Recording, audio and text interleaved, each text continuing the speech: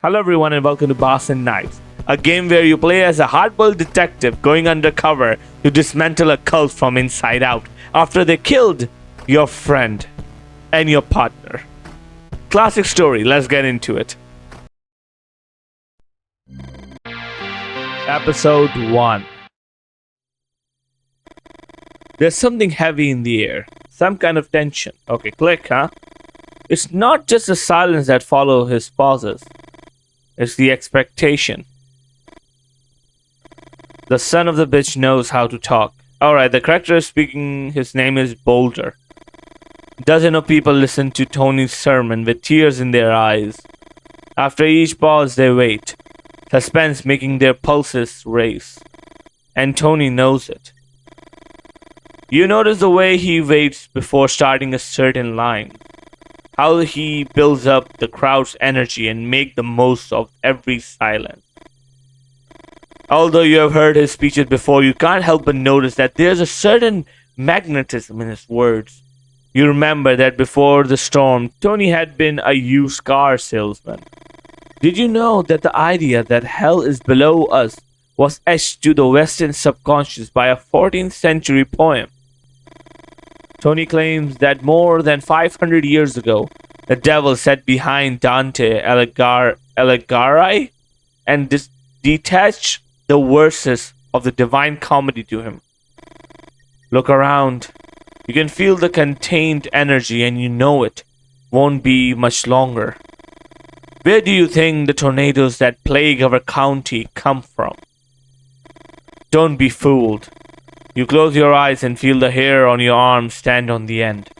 Hell isn't below us, no. It's not beneath our feet. You crazy son of a bitch. Hell is above us all. People recognize the end of the sermon and you feel like something finally breaks. Huge amount of energy gets released. The clamor is deafening. You wonder if this same crowd could be heard over the passing of an F5 tornado. Trying not to draw too much attention, you walk away from the scene by strolling to other side of the barn. You light a cigarette and take a few drags. You can still hear them cheering. You grab your head. What were you thinking? You didn't infiltrate the Bahnsen Knights to analyze their leader's sermon. You need to know what happened to Cupra. I guess that's his name, my partner's. You think your partner of the work at the agency, all the beers you shared. Cupra is the godfather of your 3-year-old daughter. The day she was born, he promised that whatever happened to you, he would be there for her. You feel an emptiness in your stomach and try to think of something else. Again to Tony. I still can't understand why you smoked that brand, Boulder. Tony? You startled back into the present. You didn't hear him coming. I needed some hair. Here. Grab the keys. How do I grab the keys? Oh, okay. Tony shakes the keychain close to your face. You don't really seem to have a choice and grab the keys. Is there something wrong with my Sahara? No, it's not that. Today's sermon was intense. I need you to drive me in my Sarah. What about mine? Should I leave it here? Yeah, don't worry. Tomorrow a new driver joins the group. We are gonna use the barn for the baptism. A new baptism? This soon? You stare at Tony looking for a sign. Nothing. It's not the first time Tony has someone drive him in his car, but it's the first time he asked you. Let's hurry before everyone heads out. So yeah, my character has infiltrated their ranks, so he's there, having fun. You walk to Tony's Ford Sierra and get into the driver's seat. I'll sit in the back. Need to stretch my legs a bit. You turn the keys and hear the engine roar. Step on it, Boulder. Don't be shy. Why did he ask you to drive him? Why not ask one of the others? Could it be because he found you near where the cars were parked and just wanted to hurry? And what was that about new baptism? Based on what you have heard, neither the candidates are ready yet. Even though you try to focus on the route, you can't but help but think that something is wrong. A doubt forms like a cloud in your mind. What does Tony know? Look at Tony, now talk to Tony. Tony, we don't have to chat, Boulder. What does he mean? Your hands sweat on the steering wheel. You try to calm down and think. Tony's voice came from behind the passenger seat. Tony must be lying down because you can't see him in the rearview mirror. Keep driving. Even though you want to see what Tony is doing back there, you decide not to make any more suspicious moves. You don't know what Tony is doing back there, and he doesn't want to talk either. Music might help you think more clearly. You turn on the radio. Static. You feel some movement in the back. Leave it here. Listen. You recognize the song and chills run down your spine. It's an old blues song about betrayal. You focus on the song's lyrics and everything falls into place. Tony knows. He knows you infiltrated the Bahnsen Knights. He knows you're investigating what happened to Kurpa. The son of a bitch just knows. So what would he do now? Would he wait until he got out of the car and shoot you back off the head? You grip the steering wheel with both hands. Tony would never kill anyone inside of his terrace. You think of your daughter, of Kurpa, of the promise he made you that no one would ever fulfill. Boulder, the truck! Everything happened too fast. Although Tony wasn't killed instantly, neither of you survived the frontal collision with the truck. I'm sorry, what? I'm dead? I just died. Okay.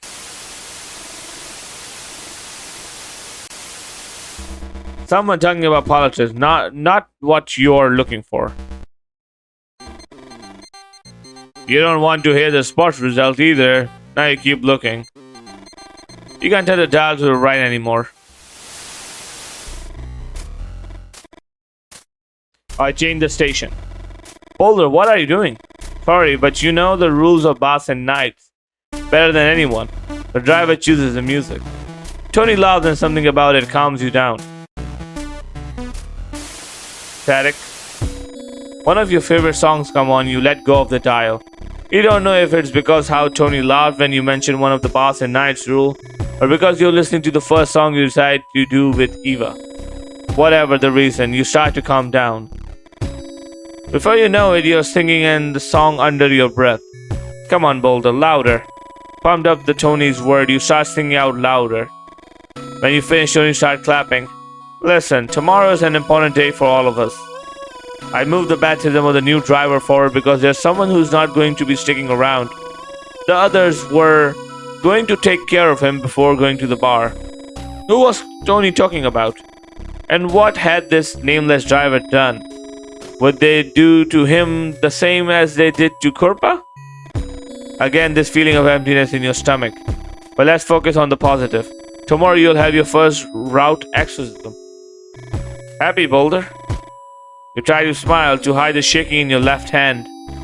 The rest of the trip you do in silence. You know that you'll have to be more careful than ever if you don't want to be discovered. Okay, so there's something about demons in this game? I want to know if this is like based in supernatural or just a crime thriller drama. I'm not quite sure yet. You park near the entrance of the bar and get out and open Tony's door. Tony slaps you on the shoulder and smiles. You enter the bar. Tony nods toward the counter and winks at you. Then he vanishes to the door in the back. In Denny's, the beer is free for the Bahnsen Knights. Old Denny had been one of the group's first drivers. After his tragic death, his son Kevin has taken over the bar. Kevin despises Tony and his followers, but even with their differences, he upheld the agreement with the Bahnsen Knights. Does Tony know that Kevin spits in every glass of beer before putting it on the counter? You hear someone stirring to your left and see a group of men walking away from the Gallivant dartboard? Okay. The dartboard was Kevin's idea. Each customer is allowed to throw one dart at a night, but not the Bahnsen Knights. Tony had taken care of that. The Bahnsen Knight can throw as many darts as they want and try to make a Glenn's eye. Get close to the dartboard, order a beer. You know he's not going to spit in your glass. Kevin was a Kurpa's friend, and something tells you Kevin knows you are nothing like the rest of the Bahnsen Knights. You finish your beer and stretch your back. You look over at the door in the back. There's something Tony said you can't get out of your head. Starting tomorrow, they'll let you join the Holy Cross. And you and your Ford Sierra will participate in the route exorcism at last.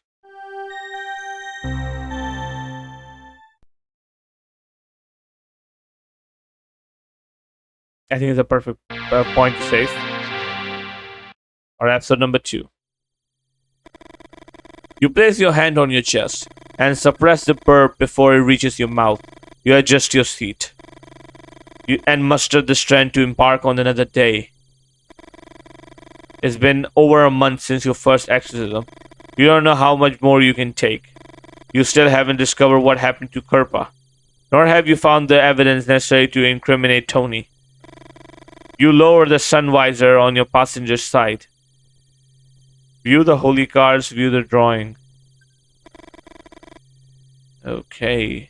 You gaze at the holy card. Something you wonder if the agency complicates matter unnecessarily.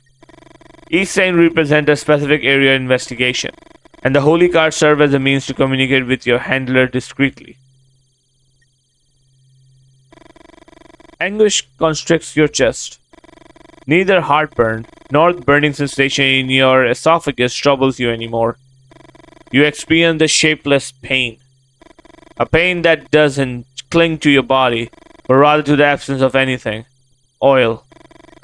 You focus on the drawing, on the marks that still feel close to you, yet are the parts of different life. You recall Eve's laughter upon seeing how Olivia depicted you. Eva pointed to your belly and a fringe of offense, and you find what?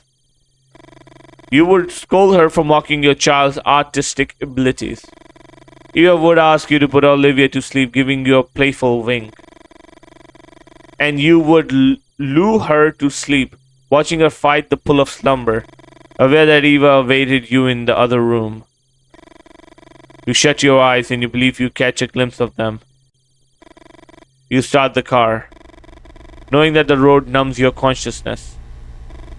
Kurpa once told you that he used to fall asleep listening to a tape of white noise on his Walkman. It helped because white noise encompasses all the frequencies audible to human. The perfect place for those voices that kept him awake to get lost in the crowd. Have you read Poe? Kurpa held Edgar Allan Poe in high regards, and it felt like a personal affront every time you told him that you hadn't read him yet. You glanced at the passenger seat.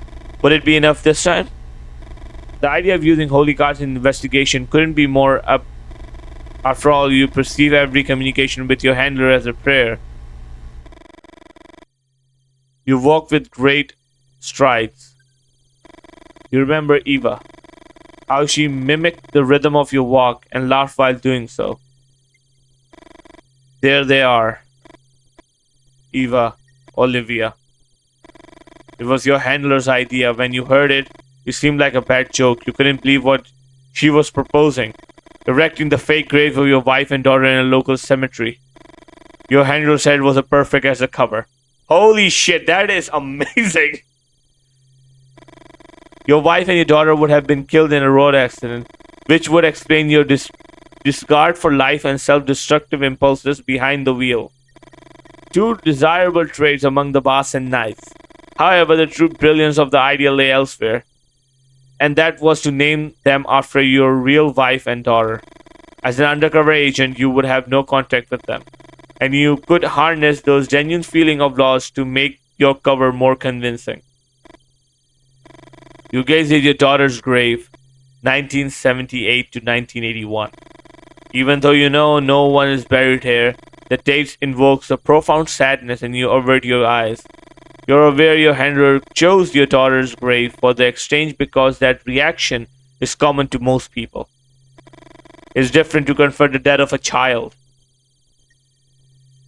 Remember what each holy card represents. Examine available evidence. Select a holy card. Okay, what do they? Father Mario. Father Mario was a healing priest from La Matizia, Argentina. There's a famous phrase of his, I am a guitar, God is a guitar player.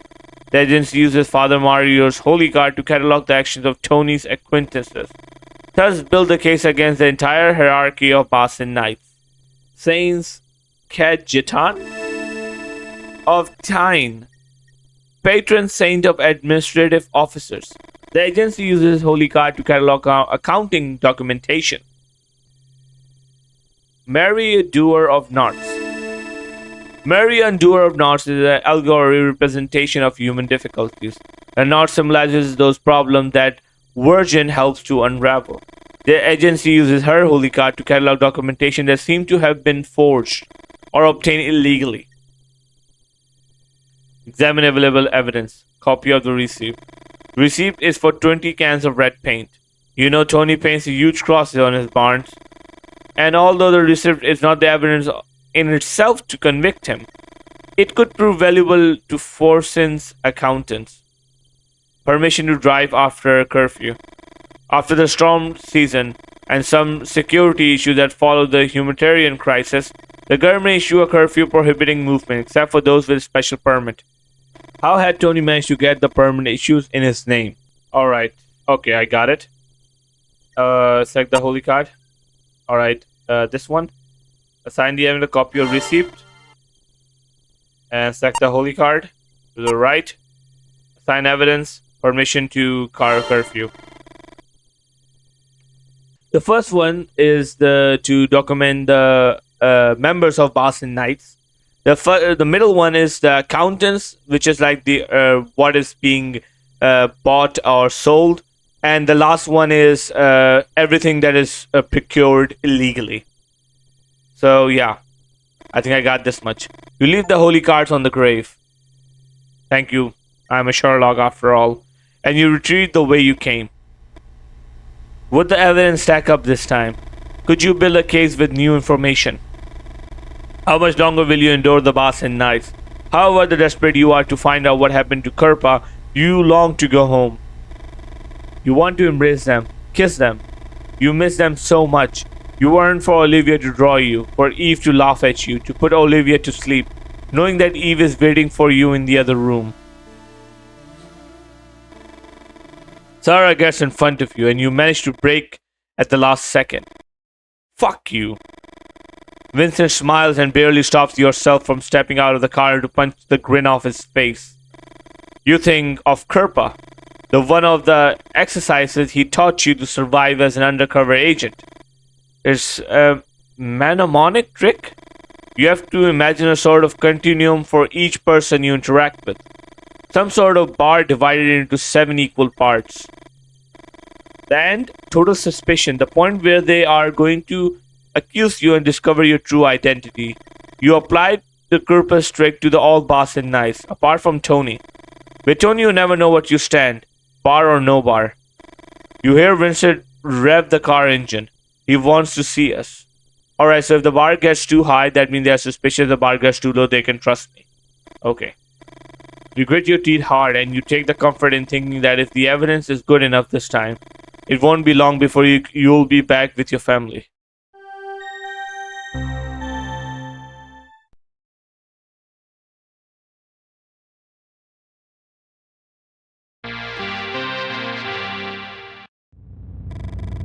Vincent steps on the gas, and you can't afford to fall behind. The old roadblocks are gone at last. Ever since the storm started, everyone, police, firefighters, even FEMA for a while, has been dedicated to reconstruction efforts. Or at least that's what they are trying to do. Resources are scarce.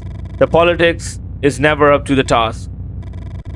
In the context like this, with official actors attempting to manage the chaos, para-government organization emerged. Kirpa's mission was to infiltrate and investigate Tony's and Bahnsen Knights, a group that caught the agency's attention due to their growth in the wake of those first tornadoes. Hell on high, Tony's messianic delusion. The agency isn't concerned with the religious idea of Bahnsen Knights. The agency is interested in the power they have acquired, economic power, as well as territorial. The road leading to the barn is gravel, despite the bumping your head against the car roof multiple times. You refuse to let Vincent gain too much distance.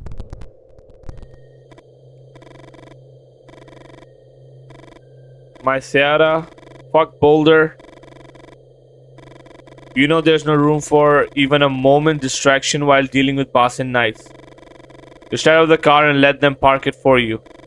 You know they're gonna tease you about this, but you also know you have a role to play. You're Boulder, big, calm guy, but with a self-destructive urge to gnawing at your core. You are an iceberg from which two chunks have been torn away, and your current is carried off, never to return. Your handler had recommended you to use cover story for your advantage, arguing that pity is one of the most powerful resources when it comes to diverting attention. You look at the Bahnsen Knights around you and can't help but wonder. Compassion, pity, empathy.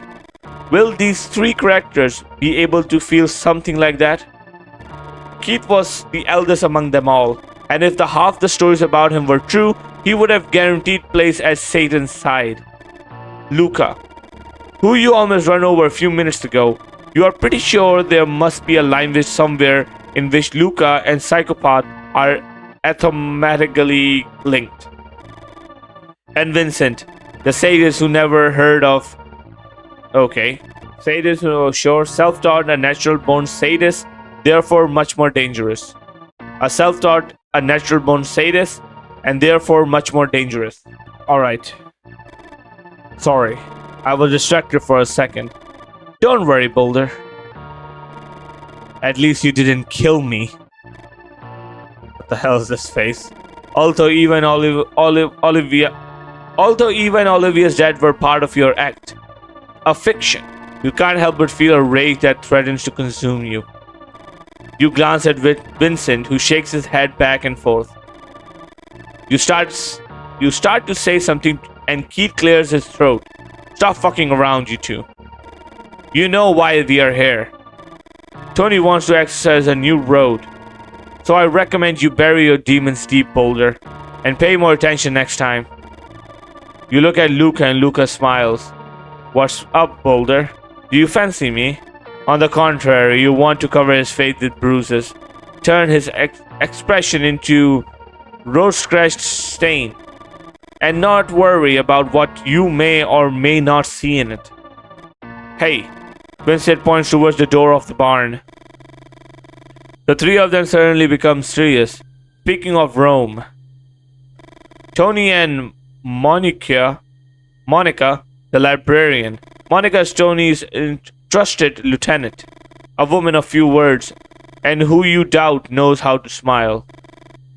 Tony, listen to me. That's blood. By now I reckon we all know the signs. Why are his knuckles covered in blood?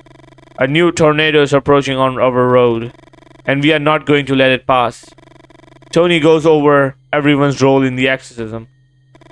Unconsciously, you position yourself on the outskirt of the group. Do these guys really think they can influence the path of a tornado? Boulder, listen to me.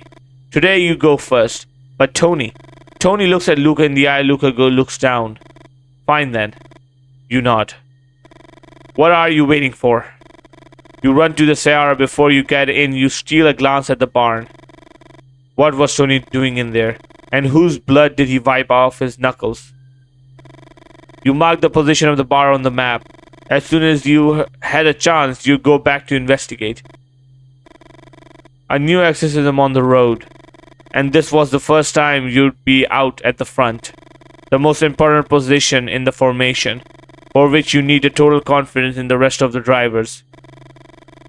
You always found it hard to read Tony. Assign you to the top of the cross? Why give you that role? You gaze at the sun visor in the passenger seat. No, this isn't the time to seek solace in the drawing, nor to think about how much time until the extraction. You start the car and rev the engine, hoping that the roaring noise will drown out even your own thoughts. Exit the road. What do I have to do?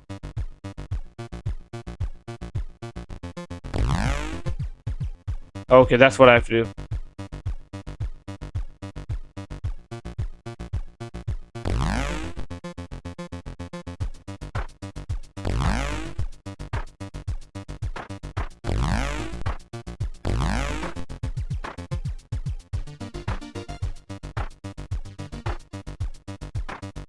Why is it only coming from that side?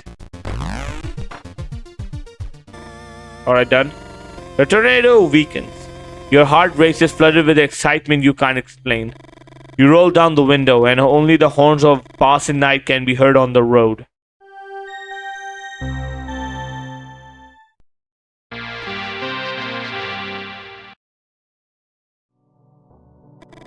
It's not the first time it's happened to you. As soon as you walk into Denny's bar, you feel like you're floating. Like you can see yourself from the outside and you're someone else. Keith, look who's here. The illusion soon shatters, and you try to smile and return the greeting. You're Boulder, the undercover agent, investigating a religious cult led by Tony. Looking for answers about the disappearance of Kirpa, your dear friend and godfather to your daughter. You miss a little Olivia so much. Your eyes itch, and it's not because of the smoke in the bar. You take a breath. What are you doing to now? I go right in the bar, go to the bar. Go to Tony's, approach the jukebox, tables in the back, no. You walk to the bar. Kevin continues to do his thing without looking up. Ask if everything is alright. Ever feel out of place, Boulder? The question takes you by surprise. You read all of the Kirpa's report, and you know that Kevin had become something like a friend to him. What exactly had it said? Kevin, the current owner of Denny's bar, is one of the most interesting characters I've met connected to the Bahnsen Knights.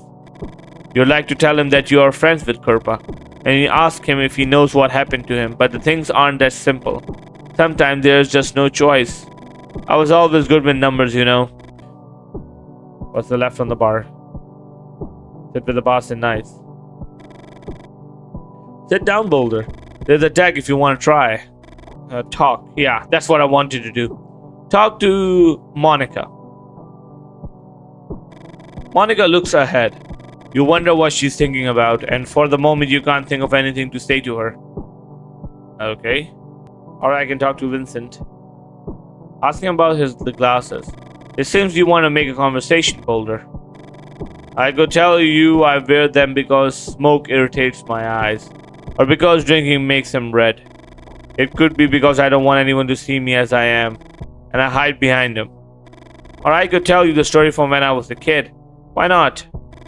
Two of my neighbors, a few years older than me, they invented this game. It involved grabbing my neck and lowering my head until it almost touched a freshly made dog turd, and seeing who could hold me the closest without my face touching it or getting me away. At first I resisted. I tried with all my strength to get out of it, but then I got used to seeing the pieces of shit right up my close. You know how many times I had conjunctivitis and missed school?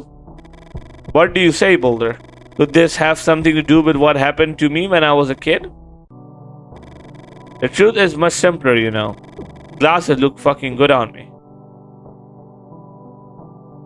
Okay, anyone else I gotta talk to more? Talk to Luca, why not? Bother him, almost running him over. I don't understand how you killed your family. You have a good reflexes. Without taking your eyes off him for a second, you think of all the options you have if you didn't care about the mission. Punch him in the face until he's unconscious, or smash his beer glass against the gleaming surface of his skull, flip the table in the air and elbow him in the neck amid the confusion. So, Boulder, what you gonna do? I don't know about exorcism. You know that Luca didn't like Tony choosing you to be the front of the cross. I'm not going to deny that you got balls, Boulder. But something it takes more than balls to do. But sometimes it takes more than balls to, okay. Fuck me. Lucas takes a deep breath and takes a good gulp of beer. You wonder how Luca can screw up the punchline on something as basic as sometimes it takes more than balls to. and at the same time the joke so effortlessly about tragedy like the supposed death of your family. If only I could read just a little bit better than Luca can put a joke down. Keith, boy, talk about exorcism. You wait a second for others to shut up, and you ask Keith if he believes the route exorcism. He looks at you for a while without answering. I owe Tony a lot. I was locked up for a long time, Boulder. Do you know how hard it is to ask yourself questions knowing how much you hate not having the answers? When I was younger, I got stupid ideas in my head. Could I break someone's eardrum with a gas pump's nozzle? Once question settled in my head, Keith takes a deep breath. It's as if a stranger came into your house, sat down on your favorite couch, and started watching TV and drinking your beer, eating your snacks. The question in my head are that son of a bitch, Boulder. And the only way I have to kick him out is to answer them. He scratches his face. It can be done. Puncturing someone's eardrum with a gas pump nozzle is a lot easier than you think. Boy, this man is hardcore. Alright, emergency exit. Stay with the Bahnsen Knights. Go back. Right of the bar. Tables in the back. Busting the table. There's a man you have never seen before sitting at one of the tables. His face is covered and you wonder if he's hiding for someone. But isn't it the truth that we all hide for someone else? Okay, exit. Leaving already, Boulder. Why don't you come here and chat? You make a hand gesture and walk to the door. Exit on the road. Messianic delusions. Sadists at the wheel. And the constant threat of being killed. How much more of all this could you take?